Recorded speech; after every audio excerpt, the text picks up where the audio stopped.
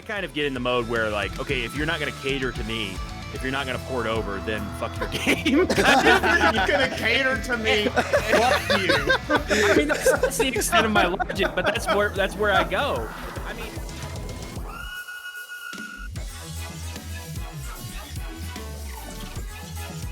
all right, we're live. we are live. Hello, ladies and gentlemen. Welcome to the Easy Company Podcast, episode number 2. My name is GingerBeerdGaming. I am joined with the awesome AngryPrivateRyan, the amazing 12 Tango Dom, and this is our second episode of the podcast. Thanks to everybody who's listened to the first episode. We got a lot of good feedback. We had a blast recording it, and we have some suggestions sort of for topics and kind of structure of the podcast moving forward. So look for those to be implemented very soon. And guys, how are we doing today? Outstanding. Grant. Yeah. Grant. And yourself? Oh, I'm doing okay. I'm gonna try to chug this coffee as quickly as possible because this is my first cup of the day. Slam it Trying to down. host a podcast, and I'm still way behind the curve on that one. Up. I guess I'll just stick with my boring water for now. See, I'm about to finish my last cup, and then I'm moving on to the hydration station. Different time zones. All right, so we got a lot of topics to cover today. Why don't we talk about first? So Mr. 12 Tango has made sure that myself and AngryPrivateRyan are bit with the DayZ bug. DayZ just recently, not recently, a few weeks ago now, got a major update. And then a lot of people started streaming it on Twitch, and we have all played a little bit. So let's talk a little bit about how we like that game, what our experiences have been. Tango, why don't you start with like what you love about DayZ and why you're so happy you have new friends to play with now? Yeah, so we touched on this a little bit on the first episode of the podcast. Basically, I love DayZ because it's just this open freaking book. Like, it's just the open-ended adventure where anything can happen because you're meeting... Like, there's no NPCs in the game, right? Everything is... every adventure and every story is created by the people that you encounter in the game. And as you know, humans are just completely unpredictable, and it makes for some really exciting adventures because of that. But there's so many ways to play DayZ, but I think the day one servers along with the update kind of re-sparked the popularity of the game and got a whole bunch of people into it. And streamers, like bigger streamers, are still crowding into it right now. And it's freaking making like the queue times hella long because, you know, everyone's trying to get in on the adventure in the adventure. But you know, what's so special about it is just, I'm gonna sound like a broken record here, but there's so many freaking different ways that your adventure can go, and you never know who you're gonna meet. And that hardcore survival element is something that the day one servers have done well. It's sort of like this vanilla feel of what DayZ was supposed to be and what everybody wanted DayZ standalone to be, and the day one servers kind of created that version of the game better than the game developers themselves could do it. So Right. I'm really excited that you guys got into that with me and that you ended up enjoying it so much, because a lot of people get hung up on like, well, the combat sucks, like the game mechanics are really clunky, the zombies are shit, but the adventures are what sells the game. And I mean, we've had some pretty freaking amazing adventures together, so I'm glad you guys were able to experience that side of DayZ like immediately. Yeah, I agree. I think to your point, I think what's always kept me off of DayZ, why I never really pulled the trigger, was it for that very reason. It does look very clunky. You know, the mechanics are not all, you know, super smooth and fine-tuned and everything, and that's what always, you know, kind of scared me away. But I also never really truly watched someone kind of play it, especially the way that Tango plays DayZ, which is very immersive, you know, only using in-game chat. And so when I watched Tango one day, I was working from home, I think, and I watched Tango for like 6 hours playing it on a Friday. And I was like, holy shit, this game looks awesome. We should play this. And it can be extremely frustrating because you could spawn in and never find any food, and you're just like, you didn't do anything wrong and you're being punished. But even those Basically. times, Wrong. I've done nothing wrong. What did I do? But even those times create for some really wild adventures. Like there was, a time where I was starving. I was literally about to starve to death. I found some random guy and he's like, "Hey, do you need any food or anything?" And I'm like, "Yeah, thanks, man." And he's like, "Here, come grab this." And I walked over to him and then he hit me in the head with a shovel. Um, and I'm like, "Okay, that's cool, bro." And then another Yeah. time, like I'm starving and I finally found a chicken and a knife and I'm like, "Yes, I can eat." And I'm sitting in a building and I'm cooking up this chicken and then someone comes up behind me and starts beating the shit out of me and kills me. And I'm like, "All right, I'm sick and tired of this." But then like you meet up with your friends, finally, and we're again, guys, we only use like in-game chat, so everything's proximity based. When we split up and whatnot, it's really cool. Having to use the Um, radios for long distance yeah, using the communication, that radio kind of for stuff. long distance, and it's just very immersive, and that's what I've enjoyed about it. And it really, you barely even notice the clunkiness of the UI once you kind of get immersed in it and whatnot. You really almost come to slightly adore it. Yeah, it has a place. Like yeah. I mean, maybe it should be a little bit easier to like pick up a backpack and go through its contents, but maybe not. I don't know. Maybe you're in a high stress I mean, situation when you and you think can't about it figure out though, what to do too, with your hands. I was gonna say, when you think about it, like if you were in a zombie apocalypse and you were hiding and trying to survive and you found some random backpack, I mean, you're not gonna be able to just easily take, stuff in your current backpack and just blop it into another backpack. You're gonna have to take all your shit out. You have to fold your sweatshirt up that your grandma knitted for you and da da da da da. Like it's not going to be super easy. So maybe they hit it on the nail on right on the head, and we're just a bunch of whiners. Well, I think the Um, nice part about it though is that you could actually take someone's backpack and put it in your hand and freaking run away with it and get to a safe spot where you can That's go through true. both of them and all that stuff. That's So true. Yeah. Or you take your jacket off and try to fix it and realize that or try to dry it out and you realize that it's ruined and you can't put it back on and you're like, but I have this. but in now my you're just hand. wet and cold and no And shirt you're on. just like, and you've got all this shit in your jacket and you're like, but I want to put it back on. Oh man, I think the thing that there's two things that I've really appreciated about getting to know DayZ a little bit better, because I had buddies in college that played it a lot. I never got into it, but I knew of people who played it and told me about their experiences, and I always thought it sounded really cool. And then I kind of thought maybe I'm surprised I got into it this late, because I kind of was always thinking like, it's too late to get into DayZ at this point. They're gonna have something better soon. But there's been a few games over the past few years that I've played that have really nailed the survival elements. I count The Long Dark and then absolutely Green Hell on there too, where kind of like Ryan was saying, to Green Hell is piggyback on his fun. point a little bit, like you can, yeah, it is. And you can do it. It is possible to do everything correct and still lose, sort of thing. Like you have to do the best you can with what you've got.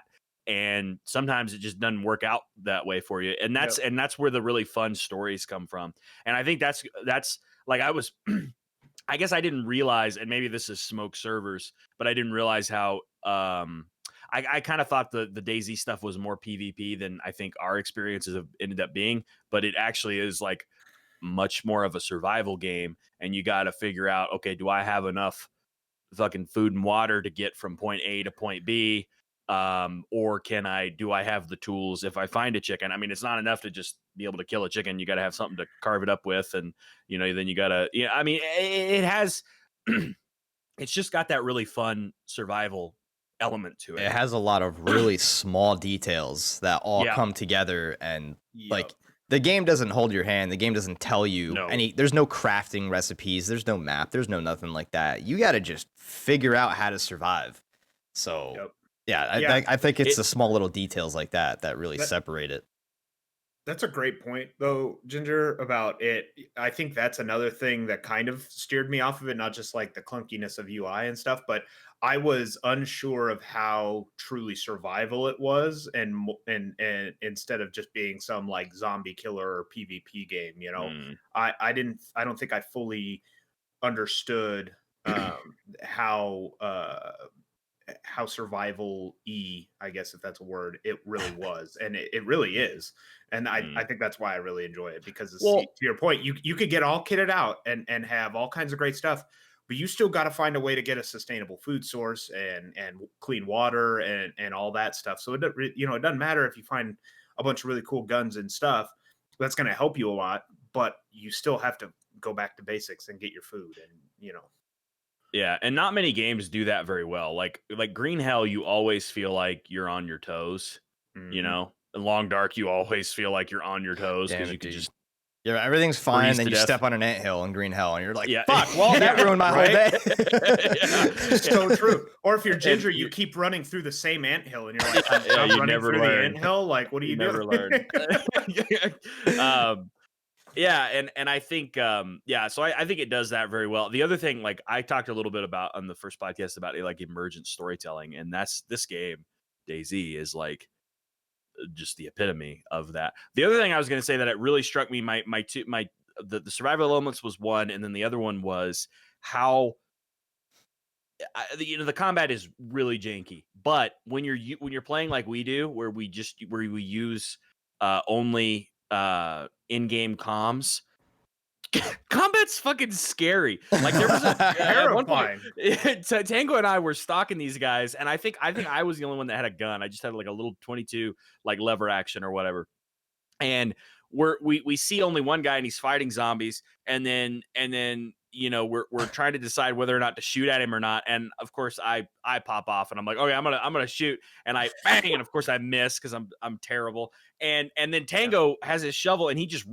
runs into this military base, and I'm like, he's gone. Like I can't hear him. I can't, nothing. And then I hear shots, and I hear at one point I hear Tango very faintly like, "Oh my God, there's two." And I'm running around and then I'm thinking, "Oh shit, he's dead. Like there's no way he made it out of there." And then all of a sudden, like I see a shadow, and Tango like hops over the wall and just starts booking it for the woods. And I was like, and I thought to myself in the moment, even I was like, in a real fight, that's probably how it would go, Yeah. I mean, it's just fucking chaos, and nobody can hear shit. I mean, there are other games that do a pretty good job of simulating that. Like a favorite of mine is Squad, and Tarkov is a pretty good, battle simulator, I think. But it's a different kind of thing. And then we got into that engagement at the end of our last big playthrough session where I didn't know what the hell was happening. I died immediately. There was the one on where we were all together, and we were looting an area, and we encountered a single guy, and he was like playing ultimate like guerrilla warfare, just taking shots and then Mel Gibson and the Patriot, dude. Yeah, I mean, he was all over the place, and we had no idea where he was. And so I'm thinking a shot's coming over from the left, and then Tango thinks it's coming from the right, and we're trying to get into a good spot. And then before I know it, Tango's head gets blown off, and I'm like, and then then we're trying to find this guy, right? And we're walking around, and we can't find him. We think he's just fucked off, and so we walk back over close to where Tango had died, and I see him. And the only reason I saw him was because he was wearing a red backpack, and otherwise I would not have been able to see him because he's kind of off in the distance, right? And I see him, and I'm in the wide open, and I know he sees me, and I'm like, oh crap. And so the only thing I can think of is lay down suppressing fire, like just. And so I've got this AR with 20 rounds, and I just start shooting, boop, boop, boop, boop, boop. And I know nothing is I'm painting all around him, but I'm just trying to like get enough time to get into some sort of cover. And it was an absolutely terrifying engagement. I mean, it was just crazy. And I imagine that would be very similar to how if I was in real life walking through the middle of a field and saw a guy with a gun and I had to, try to take care of him, I'd probably do the same thing. Yeah. I think that was definitely the right move too. He's trying to lay down some suppressing fire too, because otherwise he would have lined that shot up on you. Right. I can't let him get an easy shot on me because we saw what he could do with that Kar 98 that he shot Tango with. The thing I'm going to point out, though, which is kind of counterintuitive, is like all these moments we're talking about, like Ryan getting beat up with the chicken, Tango and I engaging what we thought was one guy and it's two guys. This huge firefight we had at the end. Those are probably a combined like 20 minutes of probably 24 hours worth of gameplay. Like, you know what I mean? Yeah. True. Yeah. True. And I don't I'm surprised that I haven't gotten tired of it quicker, to be frank with you. And I think part of it's just like the goofing off and having fun. We're just and memeing just constantly. doing hood So rat shit with your friends. Yeah, Yeah, right. I mean, we're So, playing pranks on each yeah. other 24/7. You know, like we would Right. do in a normal Right. zombie apocalypse. We're just shaving each playing- other's beards and whatever. Yeah, God damn it, tying Veggie. people up when they go to get a beer. Mhm. But I agree. Yeah, yeah, It was yeah. kind of crazy for the first two sessions that we played, which was probably each of those sessions had to be close to like 6 to 8 hours, right? So we're like 16 hours into this playthrough, right? And I realized at one point, I go, I have yet to fire a gun in this game. Like I haven't fired a gun, because for the first playthrough, all I had was like some shitty little pistol thing with a single bullet. And so I was like, I got to save this for my arch enemy, and I'm going to kill him in some, big old, climax of the story. Bam. But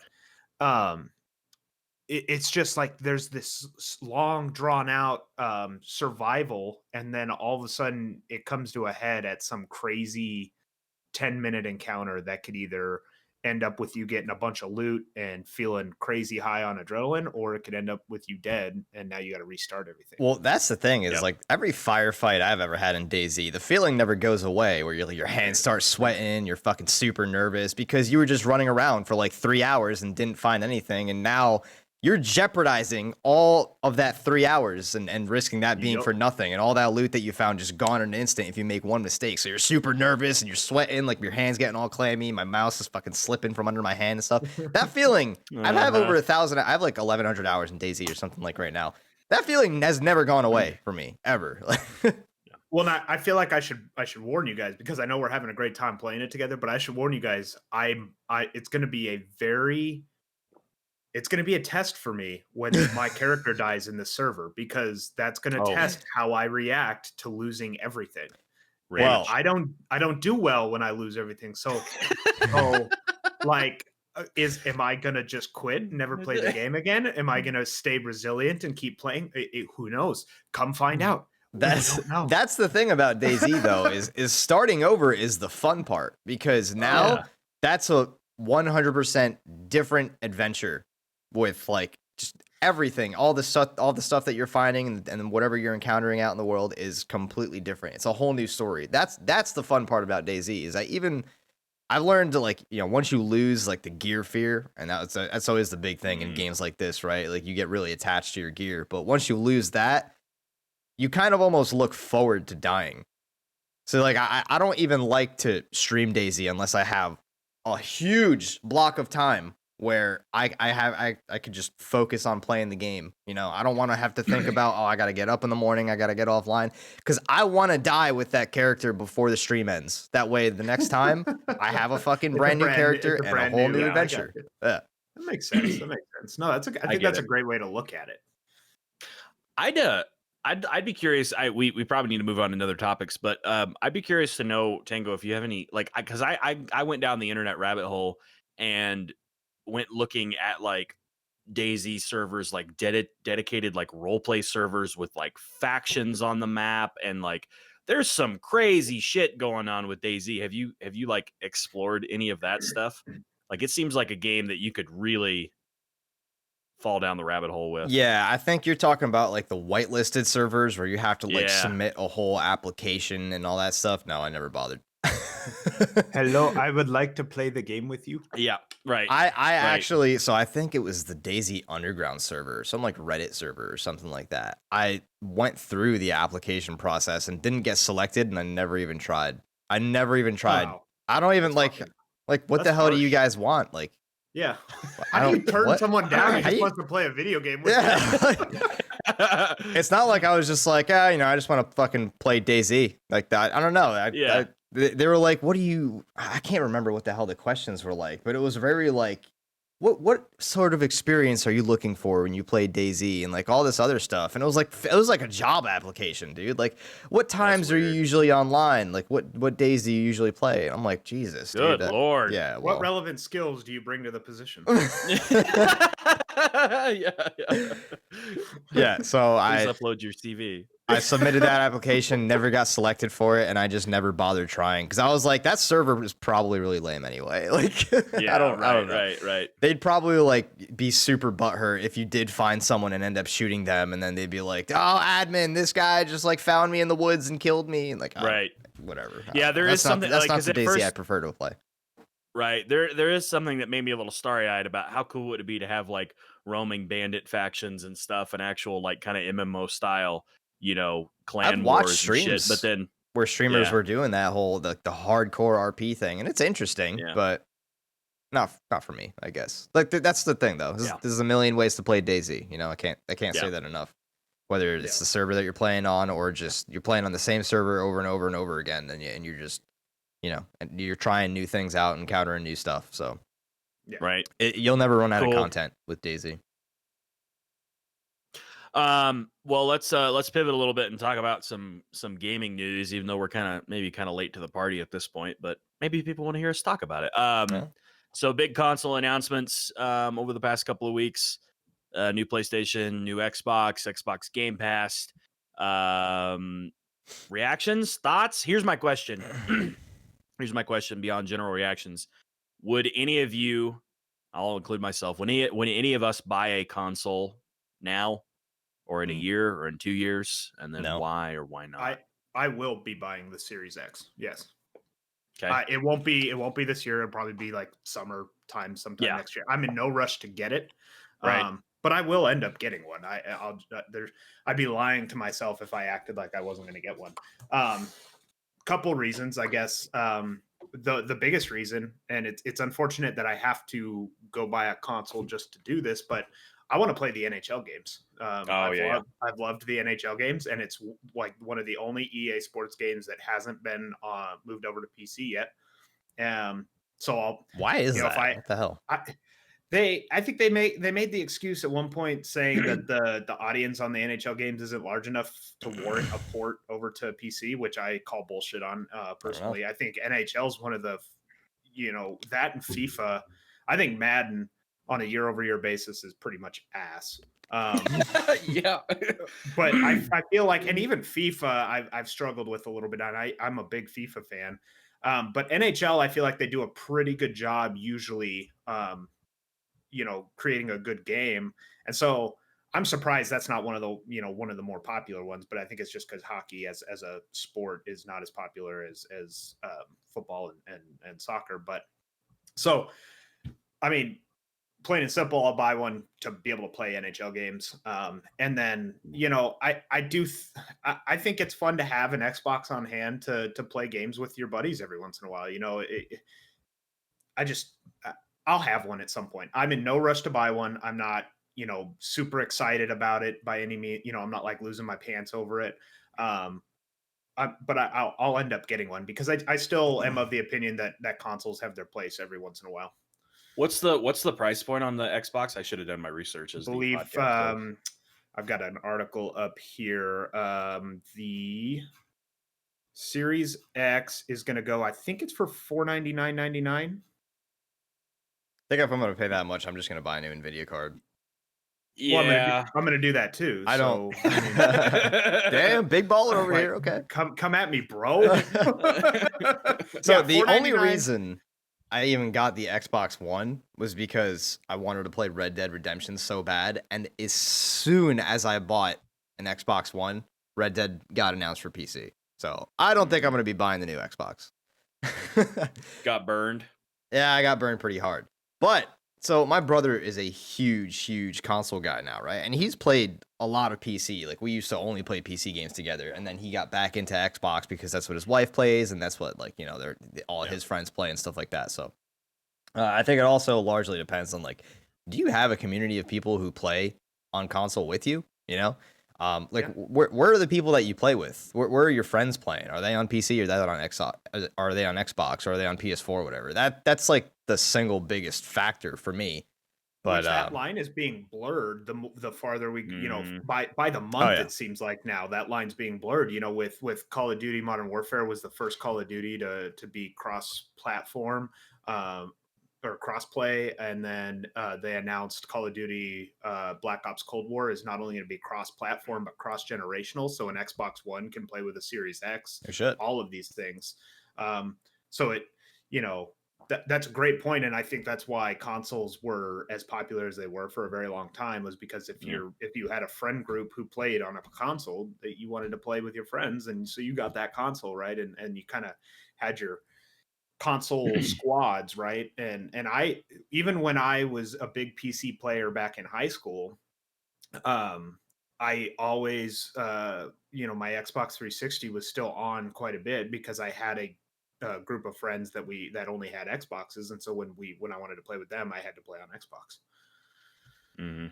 But I think there's Same here. and I think we're going to go into this. I think it's on one of our topics to talk about later on down the road. But I go back to, I think there's still something to be said about being able to sit on your couch with a couple buddies and play a game on your Xbox, drinking some beers and da da da da da. If that's what you have available to you. So let's just talk about it now. Yeah, let's do it. Why? What? I mean, because I think that's a good point. So like, for instance, out here, I got a good buddy out here, and we have spent countless amount of hours on my Xbox One playing Minecraft on my Xbox One, because we would just sit there and play for hours and drink beers and just hang out and play games on the Xbox. And I think that's a really underrated way of playing video games these days. And I think it's because, as an adult, I mean, we all live in completely different places. You can't really do that as much anymore, but it's still a lot of fun to get to, have your buddy over and drink beers and play on a local console and couch party that game. Yeah, but then you got to share a screen. Ugh, split screen and all that. But for some games that works, right? Like, Well, I'm gonna come to the defense of the Overcooked. consoles. Overcooked, exactly. Yeah. Or I'm thinking of like the old. Did you guys ever play the old Lego games? Like, the those Star were, those Wars were and hella fun. Yeah. And I'm actually gonna come as kind of probably the closest thing to an anti-console person as you can get. I'm not anti-console. Here's what I'll Yes, say. he is. PC No, is I'm just funner. Well, PC's just better. I think for like this, I was thinking about this in the shower this morning. That Shower thoughts. Let's where hear I it. have all my best ideas and all my best podcast rants. I rehearse them in the shower, and my wife is like, "What the fuck are you talking about?" I like, just sing in the totally shower, funny, so okay. that's more productive than me. Multiple personalities. But like so Ryan's point about like, and I know Ryan and I know where he lives. He's got a lot of friends that live in the same town as he does. Is that a threat? I don't have any friends. No, I know where you I don't live. have any friends.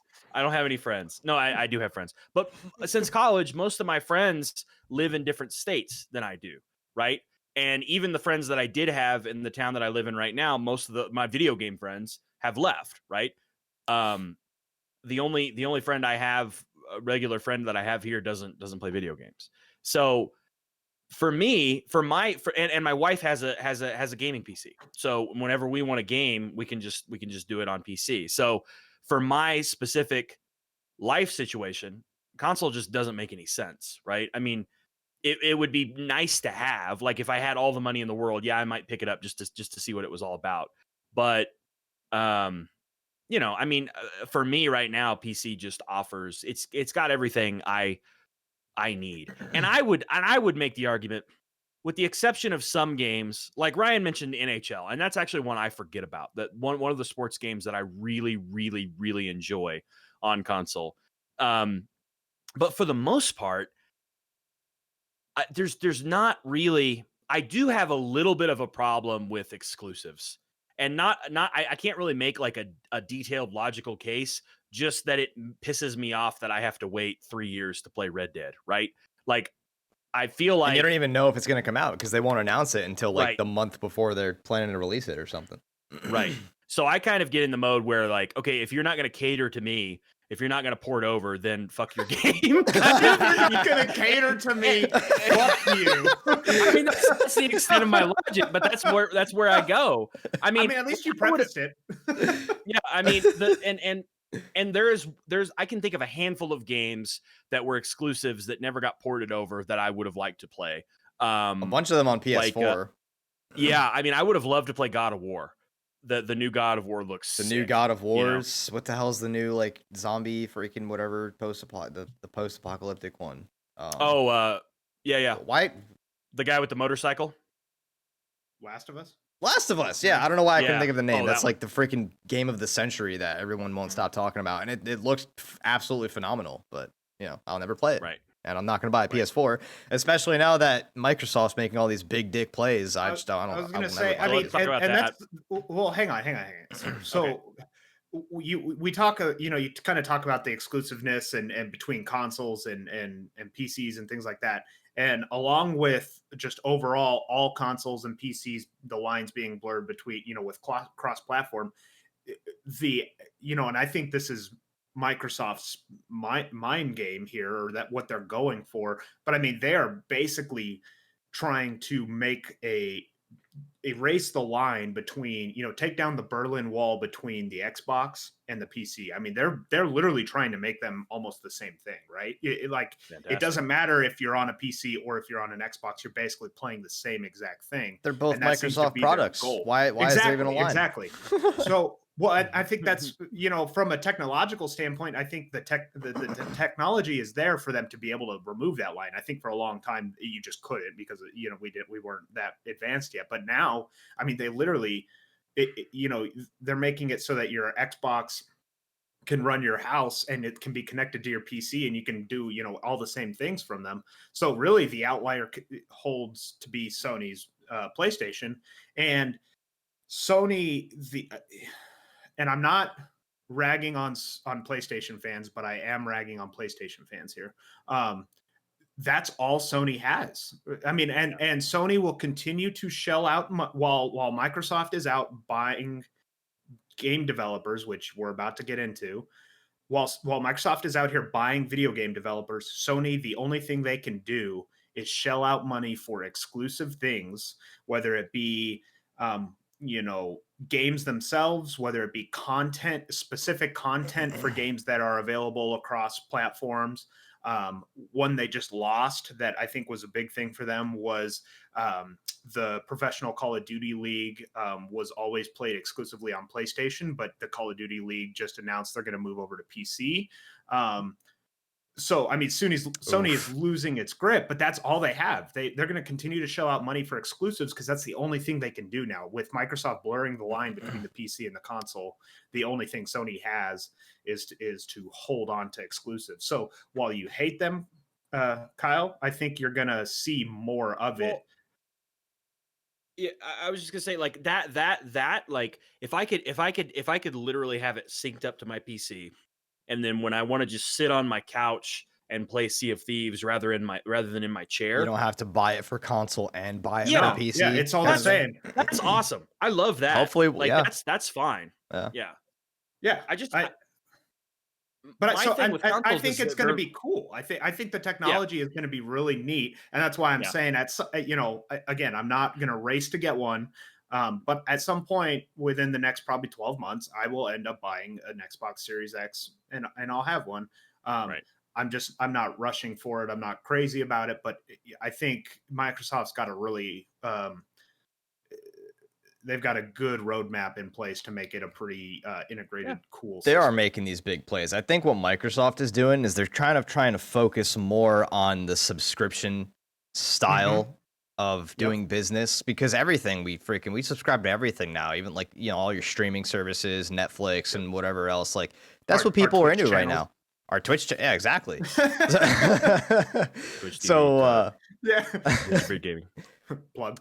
So I think September is still Sony going. is just kind of keeping the traditional track of video gaming, whereas Microsoft is trying to explore new ground, and they're having a lot of success with it. I mean, I think what Microsoft is doing is freaking amazing. I'm not big on consoles, but if I was, now's the time to have a freaking Xbox, 1000%. Yeah.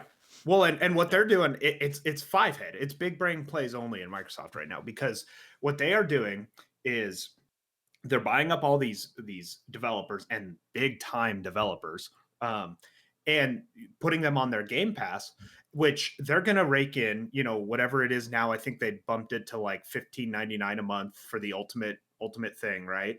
They're gonna rake in $15.99 a month for every, from every subscriber, even on months where they're not dropping games. Whereas before, your business model was entirely driven by, when a game dropped. And so now you've just opened up the possibilities from a financial perspective, but then with them controlling all, or I say controlling, with them owning all of these developers, they've got content out the wazoo now that they're going to be able to push to this, which only makes the Game Pass more attractive, which only then increases your subscriptions. Hang on, which, God is speaking to me. Okay. God. Oh, no. Hello, God. Please say something. Hello. He just whispered. Don't worry about it. Don't worry about it. It wasn't about you guys. All right. Oh, okay. Okay. He's given up on me a long time ago. So I think we've alluded to it enough, but Microsoft bought Zenimax. Okay. Yeah, I'm actually kind of excited to talk about this. So am I. This is awesome. Yeah, it is. And like, am I the only one that I wasn't like, I guess I was, I've always associated Fallout and Elder Scrolls with Xbox anyway. Mm-hmm. Is that true? Is that you guys as well? No, I mean, okay, I have because that's what I've always played it on. But yeah, I mean, right. But I first, contrary to that, so the first time I owned an Elder Scrolls game, which was Oblivion, as we previously talked about, the first time I owned Elder Scrolls, it was on Xbox. The first time I played Elder Scrolls was on PC. But I think that's really just because of that's where my gaming life has been, is Xbox and PC. Yeah. So. Yeah, I guess my point there was, it just feels like a very natural thing to me. Well, and I think I agree, but I think it kind of shook up the gaming community in that, like, oh shit, are Bethesda products going to become Xbox PC exclusives? No. No. Yeah, I'll tell you the why. answer is no. I'll tell you why. Because now they're making money off of PlayStation players that are buying these games. Yep. And I can see fucking the massive Sony, brain move. like the PlayStation CEO. I can see him just putting his face through a wall. Like, oh no! So I used to play Monopoly, right, with a guy, and I learned this strategy from him that if you make deals with people, you're like, okay, yeah, I'll sell you this property, but in return, you owe me a percentage of whatever profits you make off of it. That guy fucking eliminated everybody off the map by making those deals with them. Because every time someone makes money, you do as well.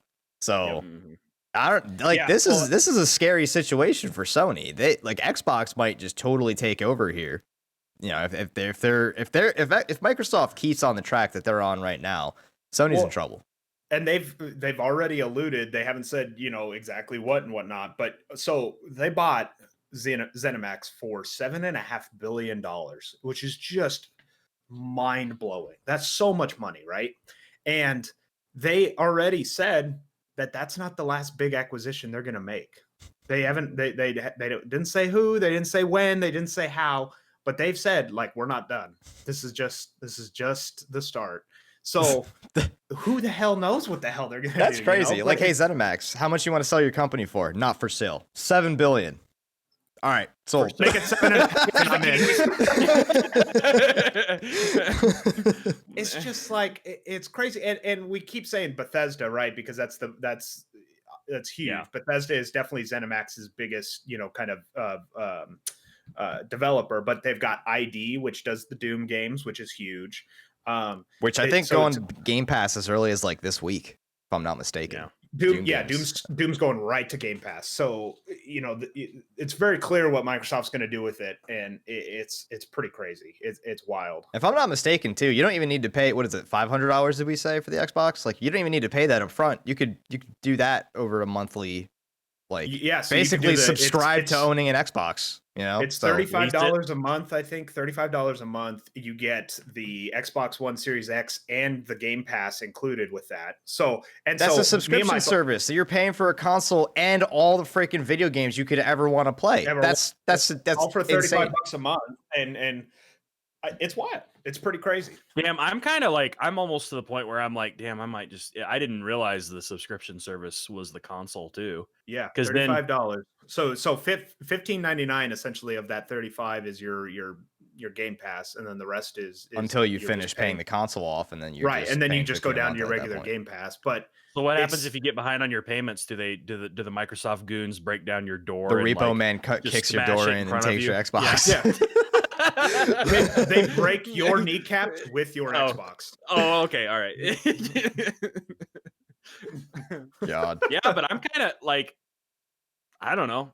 They're Sounds making okay the to me. entry point. They're making the entry point just way too appealing. It's Yeah. just too appealing, and and that's why I said there's going to become a point where I'm just going to buy one. I'm Right. going to get it, and I don't know. It's really cool. I'm glad. My biggest fear when I saw that headline come out that Microsoft bought Zenimax, and specifically what my fear was around Bethesda, was Microsoft don't ruin Bethesda, because Yeah. Bethesda kind of ruins itself. If anything, Microsoft will save it at this point. and I agree, but there's something about that, like, and I was reading some articles about it and whatnot, and Microsoft came right out, because I guarantee they knew that a lot of people were worried, like, oh, they're gonna just completely, they're gonna wipe everyone at Bethesda, make it a Microsoft Studios developer, and they're just gonna do their own thing with all of the With the Fallout Bethesda and name Elder and, Scrolls. Yeah, and it's not gonna be, because Bethesda, well, yeah, to Tango's point, has done a lot of, fucked themselves in a lot of ways. They still have, there's something about the cultural team that I think they have at Bethesda that makes these games, and that you can feel it in every title. You can feel and maybe that's just because they used the same engine for a decade and we can never get off of it. But that's not the point. The point is, they came out right away, Microsoft did, and said Bethesda will stay its own developing, entity, that will be owned by Microsoft, and have all of the tools available to them that Microsoft brings to the table, but they will continue to be their own operating entity. And so I think that eased a lot of people's minds when it came to that that fear around them kind of becoming assimilated into Microsoft. Isn't that what and every I company think- says, though, when they buy a different company? They're like, don't worry, Absolutely. That's nothing's true. going to change. Everything's going to be You gotta business save as face. usual. And then people are getting fired left and right, and like people are getting replaced. So we'll see. We'll see what happens. But Yeah, I mean, we'll see if that actually takes But- place. But go ahead. In Kyle. defense of Microsoft, though, I mean, like a favorite of mine, a favorite game of mine is Sea of Thieves, right? Which Oh, God. Microsoft owns Rare, and I mean, it seems like Rare has been able to pretty much just make the games that you've always loved from Rare, right? And they've made a damn good game. It got off to a rocky start, but it's a solid ass game now. it feels like a Um, Rare title, too. Something yeah. about it. You're like, Right. I haven't played a Rare title since like fucking Donkey Kong or something like that. Yeah. I don't know. Yeah, But playing Banjo-Kazooie Sea and of shit, you know? Thieves was like, this feels like a Rare game. Like Yep. something Yep. about it is just solid. Like Rare's Yep. got some recipe that they've just figured out for just a good, clean, fun game. Mm-hmm. Yeah, it kind of. I'm kind of talking on my ass. I don't know anything about the industry at all, but it feels like they might have a little bit more of a hands-off approach as far as like the actual development of the game. So I have hopes for Bethesda. I think. Well, I but think, that- and that just shows you the kind of intelligence that the Xbox team at Microsoft has in understanding that each of these developers has their own individual. I'll say it again, culture that really goes into their games and makes their games what they are. And when you have a studio that has, as deep of a following as Bethesda does, you've got to be, I think you do have to be careful with it. But I think it's going to bring, I think it's my hope as a selfish Elder Scrolls, lover, is my hope is it just makes them fucking put out Elder Scrolls 6 quicker, because I want the fucking game already, man. I want it. I want I'd to rather play them it. take their time on it and produce a good game than rush I it know, but and they maybe come out with some we could buggy put piece of shit. like 6.5 of that $7.5 billion into just towards Elder Scrolls. yeah, just dump it into Elder Scrolls and create this incredible game. I mean, I'm down. Yeah. Let's do that. Yeah. Just Call 'em up. forget about everything Sold. else. Forget about everything Yeah. else. It's just No, Fallout, nah, whatever. Nah, Doom, whatever. nah, whatever. Elder No, Scrolls 6, though, 6, here we that's go. what we need. But I think wanna it's going to be cool, because they're going to open it opens Bethesda up to so many resources that, and money, quite honestly, that it's going to be cool. I want to talk about it at some point. We don't have to do it right now, but I want to talk about the Bethesda touch to Doom Eternal. Once I finish Doom Eternal, I might insist that we talk a little bit about Doom, because like I'll talk about Doom all day, dude. Shit. That Holy was shit. such a great game. Yeah. I had a lot of fun with that. So yeah, well, I'm kind of like at the end of our segment here, I'm kind of going to be doing some more research on the Xbox Game Pass. I think the other thing that I saw from the Xbox event, which I actually watched, that they're coming out with their slate of games, it kind of flew under the radar for a lot of people, but for us hardcore masochistic shooter types, is there's a new Stalker game coming out, which Yes. like a new Stalker with updated graphics. And, Get out oh, of here, man. Stalker. Yeah. Tango loves it am because it's super psyched. Russian. So. Oh god, yeah. Right. Something about Tango's Russia. I don't know.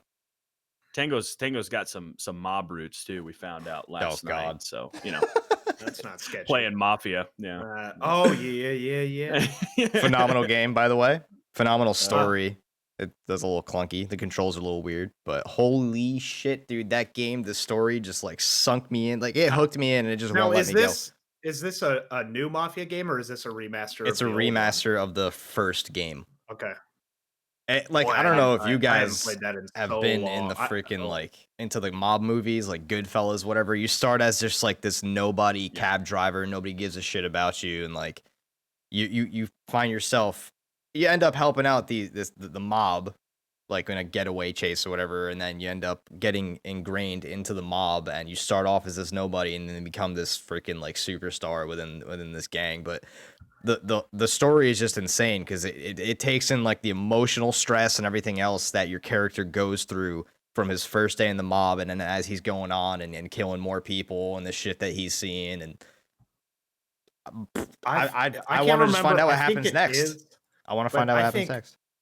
Yeah, for some reason, because I'm just a weird person, and I remember playing that game on my buddy's Xbox. Something that stuck out to me in that game that I loved, and this is not going where you expected, let me tell you. I loved that you had to put gas in your cars.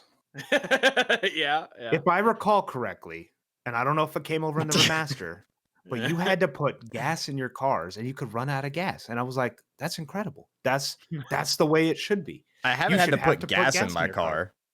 You do have to drive the speed limit though if you're trying to stay low on the radar. Yes, you have to drive the speed limit, and you could break any other number of traffic laws though. You could run stop signs, you can cut cops off, you can whatever. Speeding's where we draw the line though. There's no speeding. I swear to God that was a game. I might be thinking of a different one, but I remember that being a thing in like when I played Mafia 2. I feel like that maybe I'm thinking Mafia 2, but I remember the Mafia games for that. And that's one of the reasons I remember them, because I got all excited about that. That's one thing like that always pissed me off about Grand Theft Auto. Like you never had to put gas in your car. You could drive for days. You never had to put gas. And I was hanging out in Tango's chat, and his thing about starting at the bottom. That was what I always loved about GTA 4 was like you literally like get off the boat as an immigrant, and you are garbage. You are worthless. Nobody cares about you at all. Yeah. Not even your cousin. You live in some apartment that's like, you're freaking. There's like cockroaches everywhere, and you're just like, it's just like, oh god, yeah. You just damn. I want to go play GTA 4 now again. I know, right? They need to. What do you guys think about like what GTA 5 did though, where you play as 3 different characters and two of them are like established bank robbers, and one of them is kind of trying to start from the bottom and like get out of the hood and whatever. Like I thought it was interesting, but here's what I'll say. Yeah, go ahead. No, you go ahead. no, you go. My thing about GTA 5 will always be that it is a fantastic piece of art, right? And it's a fun game. It didn't grab me in the same way that GTA 4 did. Like, it sounds like I'm shitting on GTA 5, and I'm not, because I enjoyed every minute of that game. But it was just something different that they tried, and I was happy that they tried it. I mean, there's all these like psychological breakdowns of GTA 5 where like you're playing the different like ids of Nico in 4, like, the crazy asshole Trevor, the more distinguished, bougie guy as Michael, and then the fast cars and hot rodding of Franklin. And I like that. Like, I get what they were trying to do, and I appreciate it. I think it just hits different than 4 did. I completely agree, and I don't think in any way you're shitting on GTA 5, and I don't take it that way at all, because I feel a very similar way. I think what they tried to do was incredibly innovative, and I think for that being one of the first times that's ever kind of been done, and absolutely, obviously, the first time they did it at a GTA, they did extremely well with it. They made it seem pretty fluid. It did seem pretty seamless. Like anytime you could switch between someone, and it would just zoom out to the world map and then zoom into a different spot, and then Trevor's like in a ditch somewhere, drunk or whatever the fuck. Like, I was about to say, one of my favorite things was always zooming back into Trevor and seeing what the fuck he got. He's like naked on a railroad track or whatever. Like, what the hell, man? You know, or like you'd like zoom in on him and he had just tied someone up, and you're like, what are you doing, Trevor, bro? Like, this ain't it. But I have to agree that it didn't. I don't think it grabbed me in a way. However, they did so well with the storytelling, and even though it didn't grab me, I still did feel like I learned a lot about the characters. Like, to your point, Kyle, about Michael, how he's kind of this well dressed, kind of bougie, bank robber who's trying to retire. He's got so many demons, and so many, so much of his life is truly just fucked up and a disaster, right?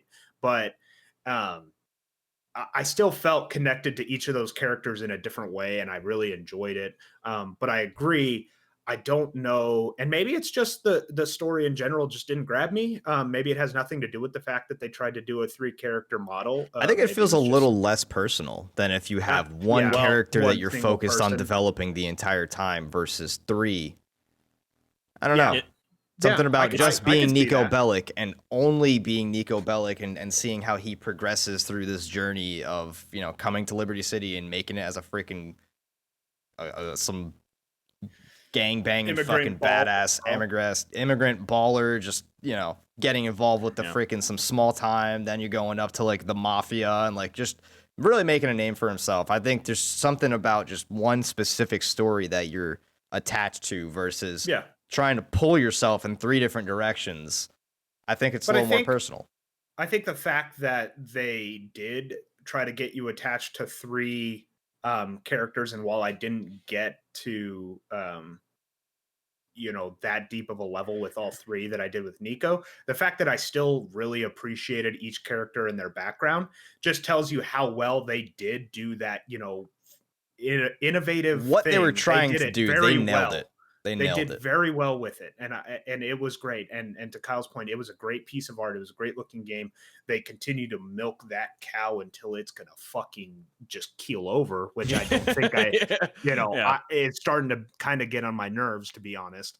I think this is going to be one of the first games in history. Let's go back to Vice City. Transpire over like 3 or 4 generations of consoles. I mean, it started out on the 360, right? I think that was the very first one, and then it went to the 1, and now it's going to be on the Series X. It's on PS4 and PS5. It's on PC. Holy shit! Can we get a new game? Can we get Vice City? Like, even if it's a remaster of an old one, can I get something? Like, you fucking cheapskates. But I agree, they did great with it. But something about, I think this kind of goes back to our conversation on the last podcast about Skyrim versus Oblivion. Skyrim was an incredible piece of art, and it's an incredible game. And to Tango's point, objectively is better in almost every way. But there's something about Oblivion because it's the first one you played. Yeah, and I think there's something to be said about the way GTA 5 is absolutely a great, incredible game, but there was something about it that just didn't grab like other ones. Yeah. It's also not to keep beating the GTA 5 horse, but like I recently watched Deke of Hazard play through it for the first time, and I forgot how fucking funny it is. Oh God, GTA humor is like no other. Well, but if you remember, and maybe this is just my memory playing tricks on me, but if you remember, GTA 5 was a parody of LA and that scene, and kind of a parody of itself in a lot of ways. They totally make and fun GTA of 4, everything pop culture. Yeah, and GTA 4 is kind of a little bit more serious. I mean, it's funny too, but it's a lot more serious and kind of like probing about social issues and stuff. Right. And like, Everything. I think that makes it about it. Yeah, it makes it. I think that's where the more gripping part of it. Like a lot of times you're playing GTA 5 and you're just it's kind. What's the other Saints Row? It had a little bit of a Saints Row feel to it sometimes. Saints Row is just about totally just over the top fun. It had nothing to do with realism at all. But GTA 4, right? Even like if you look at the driving mechanics from GTA 4 to GTA 5, GTA 4 the vehicles all had some weight to them. Like you couldn't just stop on a dime, and you're freaking like. Even if it was raining, you know what I mean? Like your car would be sliding all over the place, and you're constantly drifting and spinning out, and all this other craziness. And when it's the same thing with MAFIA. It felt like you got into a crash. Yeah. Like, you T-boned someone, and it was wild. And I think GTA 4 was the first one where you could like kill people in a crash, like people would die in a car crash. Yeah. And like I remember when I think it was the first one that ejected you out of the windshield too when you crashed. It was. And we would just take there was like this big long strip that drove by Central Park, and we would take a car and just fly down this road until we could get like the most epic T-bone disaster crash because the crashes just felt so real. And then you go to GT5 and it feels a lot more kind of, I guess, arcadey would be a good word, maybe. I think so. That's definitely by design. I think they were trying to be less serious about it. I don't know what I like more, honestly. I think they feel like I had kind their of place. like. They both have great, and it kind of lines up with with GTA 5 being back in San Andreas and going back to GTA San Andreas, and like they kind of had similar feels with the like jokiness and I like how they brought in the radio personalities, like came back, some of the radio personalities. Laszlo, love me some Laszlo. I think they just did well, and I think it works in all stages. We should probably do like a dedicated GTA podcast at some point. You almost got me riled up on Saints Row. We should all go play GTA. How about that? Because I loved Saints Row, the very first one, and it was so weird because Saints Row 1 was not the like crazy over the top. They started more with like Saints Row 2 that they turned into 2, and Saints Row was a lot of fun though. Like the gang aspect of it was very interesting, and it was cool how you could like expand your territory, and it was actually really like I loved it. And then they went off the fucking rails. You're like the president and all this craziness. Like whatever's going on, beating people with dildos. Like who introduced that going on? Drugs, but they did. Like someone got into drugs and started making a lot of weird games. I don't know. It was very weird. I think they were trying to separate themselves from GTA by doing that, though. You're probably. I think that's what they were going for. They were like, we can't just have a GTA clone. This needs to be Saints Row. It can't be GTA the third or whatever the hell. Yeah. No, I completely agree.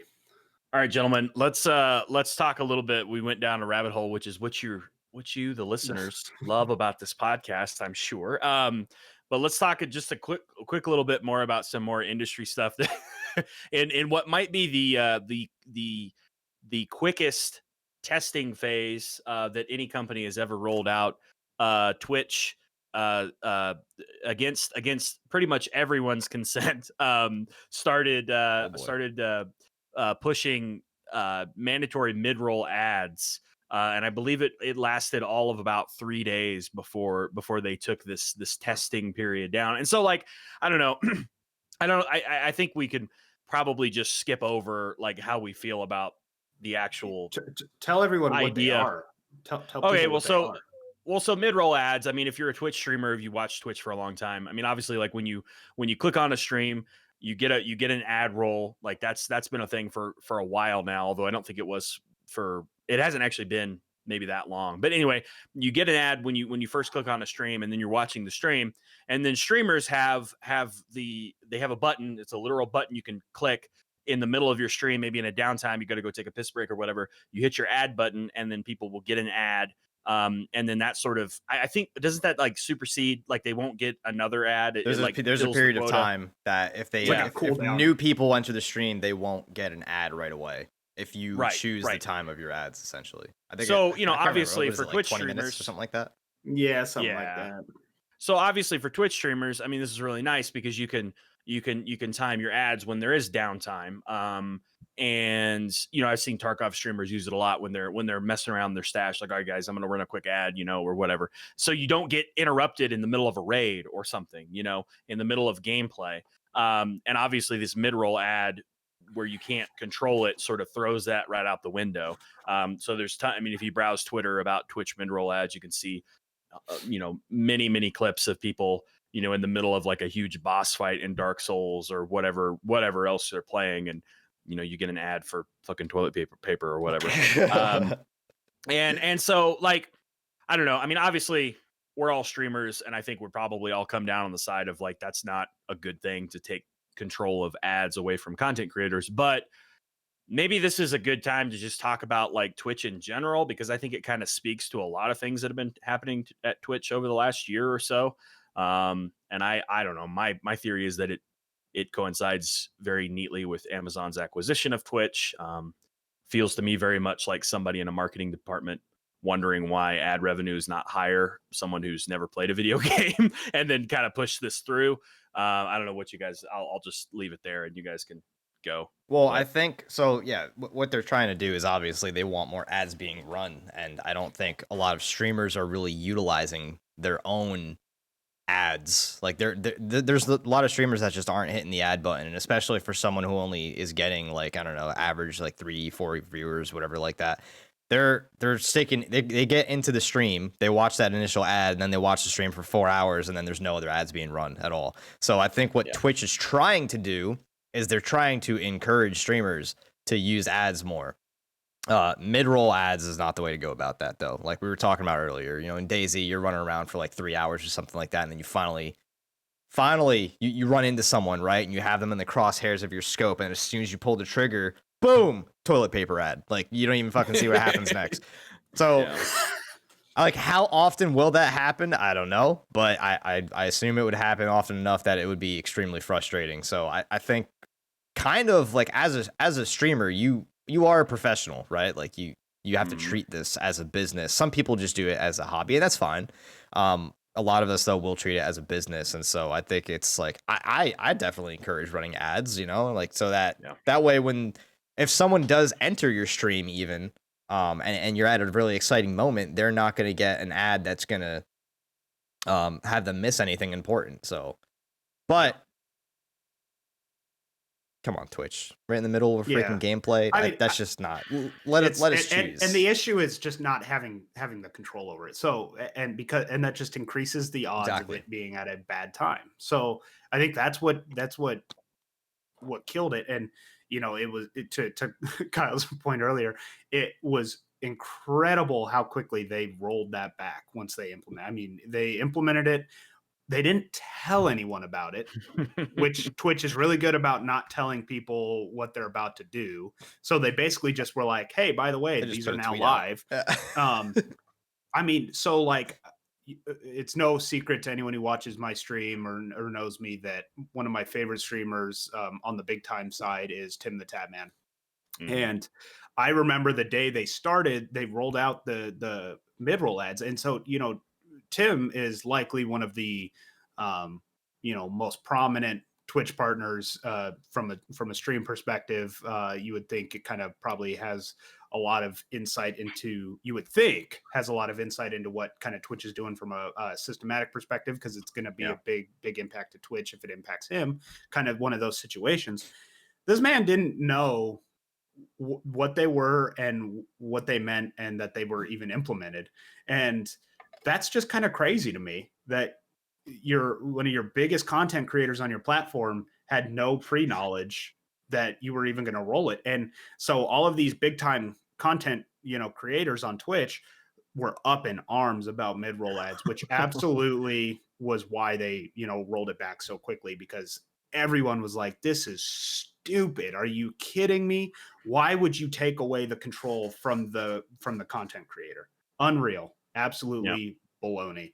And that's really all there is to it, in my opinion. That was a bogus idea.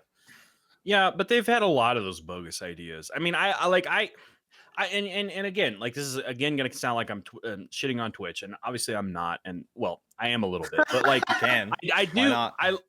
I like Twitch. I really do. I mean, I want to see them do well as a company, but I don't know. Over the last year, it's like just been own goal after own goal after own goal, and stuff that and that's a great point, Ryan. That no one knew about it. Like, they didn't think to like let their top content creators know about this thing, and they're not very good at communicating to people and communication in general. And I just, it feels like that should be an easy thing. Imagine for a second that there was another streaming platform out there that was good at communicating and did have some sort of way for new streamers to get discovered and was a lot more like user friendly. Like, have you ever tried? I have people, right, that like, I'll send clips to friends and family, whatever, and they'll be like, I don't know how to navigate the highlights and clip section of your channel. Like, it just doesn't make sense. It's garbage. It is garbage. The whole like the layout of the website is kind of trash. And like, imagine for a second there was another streaming platform that was just as big as Twitch that did all of these things. Twitch wouldn't exist anymore. The only reason Twitch can get away with being so bad, essentially, is because of the name. It's Twitch. It's the streaming platform that everybody has watched and gone to for years now. Well, and for a quick second, while I completely agree with you on so many of these things about the layout, at the same time, have you ever watched anyone on Facebook gaming? Yo, it's even worse. Yeah, it's worse. So that's what's crazy is Twitch's layout is bad, but holy smokes, it's not the worst. Like, Facebook gaming is like just some extra shit that Facebook did. Twitch is specifically for streaming and watching streams. YouTube gaming isn't much better, I would argue. No. Also, though, YouTube gaming is just an extra thing. YouTube already had its thing that it was doing before streaming. We've just named the only two competitors. There was Mixer, but Mixer, Mixer was a Microsoft thing. Like, that's the problem, right? Is that, like, new competitors want to try to get in here like Mixer and stuff, and they're just not getting the recognition. They can't get people away from Twitch because it's Twitch. Twitch monopolized streaming so far. Like, that's what it is. No matter what they do, people are always going to watch and stream on Twitch because they don't need to be better. They're doing perfectly fine. So yeah, and that's not good. I mean, that's not good for the viewers. That's not good for the content creators. I'm glad we were on the same page as this, because like that was going to be my next point. Is like I find myself not wishing Twitch would get better so much as that they had some real competition, because it seems like there's a good niche for somebody to fit into. Yeah, I mean, if spurs ingenuity. Yeah, I mean, if they could treat their content creators however they want, like, and big time streamer, Dr. Disrespect. Exactly. They just get out of here, and they never even told him why. Like, that's crazy, because that could happen to anybody, But like, how could you call yourself a professional and treat the people that are making you money this way? Like, that it's a really weird position to be in when you think about that. That could happen to anybody, because they don't have to give you a reason as to. They don't have to tell you what rules you broke or whatever. They could just decide they don't like you and be like, all right, well. Some Twitch moderator can just decide, like, this guy's kind of an asshole. Let's he's not really breaking any of our terms of service, but we're just gonna act like he did, and we're not gonna tell him or anybody else what it was. It's kind of mind blowing to me how many people I've watched on the higher end of the viewership. So some of the top content creators, you know, well known Twitch partners, da da da da da, who openly kind of talk shit on Twitch. And that should show you right away. I mean, basically the way that comes over to me, and I'm not putting words in any streamer's mouth, but the way I interpret that is they think Twitch is ass as well, but it's the best way for them to get their content across because because of the viewership. And Right. we saw it with Ninja and Shroud going to Mixer. That was Mixer's play, right? Try to get, those big names, and the people will come with it. And it was very clear that didn't happen. People stayed on Twitch. They just stopped watching those folks, and they didn't get that. Well, because and so that just shows you, even if you don't like Twitch, it's your best shot. So go for it.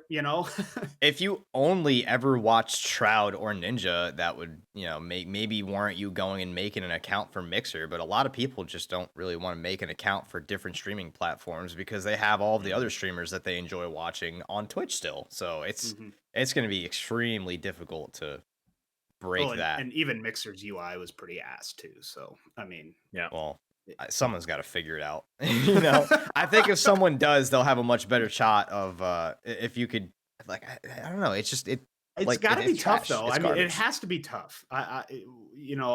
We sit here and talk about it like it's, we'll just go do it. Just make it better, be better, get good.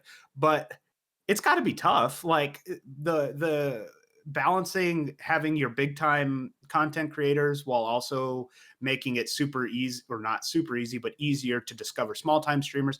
I'm sure it's not, a 2 + 2 equation. So what is so Twitch has some tools that allow streamers to, like, so for example, the pre-roll, when if someone enters your channel and immediately watch an ad, right? It's super important for, I think, streamers to utilize their own 60-second ad breaks to eliminate that pre-roll, because if a new person is coming to your channel, how many streamers do you see on the bottom of the list of the game that you're playing that are actually garbage? Like, they're just not enjoyable to watch at all. And if you have to watch a 30-second ad or whatever just to see if you like somebody or not, most people aren't even going to give that the time of day. So I think it is super important for any streamer to utilize their 60-second break. That way, nobody's missing anything. As soon as they come in, they can decide whether or not they want to watch your stream or not. But also, I think Twitch could do a better job of utilizing, like, clips. Clips are highlights of the best moments of your stream, because most streams and most games that you're playing, there could be hours of, like, just nothing happening. Right? But then there's that one super exciting or super funny moment that happens, and then you clip it at the end of the day. There's got to be a way that we can utilize our clips to get that in front of people to maybe decide, oh yeah, that's pretty funny. I might want to go check this guy out because that clip was freaking awesome. I think Twitch has the tools to do it, but there's got to be some way that they can implement clips to kind of advertise your channel. Yeah. No, I completely agree. And the discoverability algorithm, I mean, YouTube has it figured out. Like, yeah. I'm sure that stuff is proprietary, but it's in theory possible. Like, I don't know, maybe it's easier with YouTube that it fits into a certain category, and then you've got, but that's not really, I mean, they do some of that on the back end, right? When you go into your content or your creator dashboard, you see who you share viewers in common with. I mean, they're doing some of that already. Why couldn't you translate that into a discoverability widget or something on the main page? I don't know. Well, yeah, like streamers you might like, and then just show some clips. Well, with Amazon being such a big data company, you would think, maybe they're working on it. Yeah, that's what I guess. Maybe they are. Maybe it's in the works, or maybe they just don't have to, because Twitch is the big cojones of the streaming industry, and there's just no need to change the recipe. If they ever drop an awesome discoverability algorithm, at least we know that we will not know until it's dropped, because they won't Yep. communicate. Yeah, right. It almost made me spit my water all over my damn PC. All right, boys. That's probably about all the time we have for today. Let's just let's go around the virtual table real quick and talk about what are we streaming, what are we playing, and then give your socials and all that good stuff. And let's get out. Yeah. Tango, you start. All right. Yeah. So currently into MAFIA, the definitive edition that just came out a couple days ago. Holy shit. I mean, I already told you guys, like, the story is just absolutely phenomenal. And I can't wait to freaking see what happens next. It's like, it's one of those stories. It's like watching a movie or like a really good TV show where you always just want to you don't want to stop watching it because you want to just keep finding out what happens next. So that's it. I recommend it. I if you guys are into like the story driven kind of games, Mafia is up there if you haven't played it already. But anyway, follow on Twitter at 12TangoDom. Follow on Twitch at 12TangoDom. Usually focus a lot on like survival kind of games. I don't know. What you guys playing DayZ this weekend? Probably some. I don't know. I got to finish Battle Pass on Call of Duty. So I'm probably, because new season drops Tuesday. So I got to finish Battle Pass. So I'm probably on a bit of a Call of Duty kick for a little bit. Okay. Anyways, that's all I got, dudes. Ryan, what you got? Yeah. So like I just said, I'm gonna probably be on a Call of Duty kick here for at least a week or so because, like I said, I got to finish my Battle Pass. It's kind of weird, guys. So, this is the first time in all of the Call of Duty Modern Warfare Battle Pass seasons for about almost a year now that I have come to the weekend before the Battle Pass ends, and I'm not done with it. And I think this kind of shows a couple things. A, they broke their fucking game for about 2 weeks in the middle of this Battle Pass, and I didn't play it because I couldn't play it. So it shows that A, you suck at making your game sometimes. B, I think it shows that it's kind of staled out for me, and that I've found some other games to play that I'm enjoying. Things like DayZ. We played, some Among Us, which is a stupid game, and I never want to play it again. Fuck yeah, let's play tomorrow. So, but I think it just shows it's cool, right? That I've got some other things on the table, but yeah, I'll definitely be on a Call of Duty kick here for a week when the new season drops and whatnot. I've been throwing around the idea of trying to get back into one of the other survival games, either Long Dark or Green Hell. I'd really like to play some of that. So I would just say stay tuned. Follow at, my Twitch is AngryPrivateRyan. Twitter is AngryPrivateRyan. Just keep an eye out and we'll see what we can get into. Yeah, I would love to watch some survival streams personally. I'd love to watch you go through Long Dark from a fresh. I love Long Dark so much. I think I've never actually played Long Dark. Well, follow really? at Angry Private Ryan and you can check me out. You can check it out, see if you want to buy it or not. Yeah, so I've been kind of, my streams have been weird since I'm in the middle of a move and everything. But I'm probably going to be playing DayZ. Definitely, I think is going to be make an appearance soon. I got to finish Doom Eternal. It's so freaking fun. I think I'm home for the next 2 weeks, so I think I might actually try to like grind through that on a couple of evening streams and get that done. I'm about to go to Mars. The atmosphere in that game is just absolutely incredible, and I want to do a dedicated like Doom Eternal segment or podcast one because there's so many cool things about that game that I'd love to talk about. So anyway, that's probably what I'll be doing.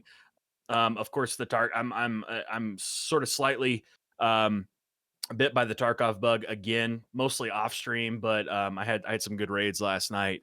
They're about to push a new update, so and we might get a wipe and we might not. I've heard some different things. So definitely if we get a wipe, you can expect a lot of Tarkov streams from me. And then checking out some of the new mechanics. Sorry to interrupt, but what is a wipe? I've heard this term, but what is that? So right now I've got like 2.5 million rubles, a whole bunch of guns. My character's level at 28. When they push the wipe, all my shit's gone. My character resets along with everyone else. Essentially, everyone's on the same level again. Yep. Interesting. Okay. Yep. So it's like it's a good time to get into the game just because it's a lot of people are playing, and then you don't have as many of the chatted out players who are running crazy ammo and crazy guns. Although I've been told that evens out again pretty quickly. But so yeah, it's a cool way to just get back into the game. And if you're restart starting things. ever So, playing Tarkov, yeah, definitely do so on a wipe. Don't do so any other Yeah. time. You fucking hate it, Ryan. yeah, yeah. So Yeah. anyway, and then Among Us, of course, has captured my heart. Oh my No. god! If you guys Ginger's want to, acting if you guys kind of want to, sus, Ryan. I don't know, man. I woof, think we. oh my god! If you guys want to watch some, I had the Did you have most some fun. tasks left, Ginger? Yeah. Did you have... I had some of the most fun playing Among Us last week that I have ever played. I had on the in the video gaming world. So highly recommend that. But anyway, my Twitch is twitch.tv/GingerBeerdGaming. Beard spelled like the beer that you drink. And then my Twitter is @GingerBeerd92. Hit that follow button. Come say hi in the stream. Always happy to welcome in new faces as well as old. So anyway, I think that's going to wrap it for the Easy Company podcast number 2. Thank you guys so much for listening, watching. Hope you will subscribe. Hit us up with some comments, some feedback. What do you want to hear us talk about? We're going to start pushing these out once every other week is the plan right now. So thanks for listening. Have a great rest of your week, and we appreciate every one of you. Mwah! Bye-bye.